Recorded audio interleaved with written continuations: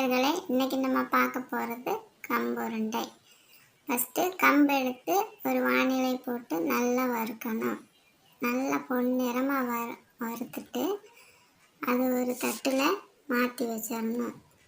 அதுக்கப்புறமா கோதம்பு போட்டு வறுக்கணும். கோதம்பு நல்லா வறுபடணும். பொன்னிறமாக ஆகிற வரைக்கும் நல்லா வறுத்துட்டு அது ஒரு தட்டில் மாற்றி வச்சிடணும். ரெண்டும் நல்லா ஆற வச்சிடணும். ஆறுற வரைக்கும் நம்ம கருப்பட்டி பாவை காய்ச்சுவோம். கருப்பட்டி இனிப்பு உங்களுக்கு தேவையான அளவு போட்டு நல்லா காய்ச்சுங்க.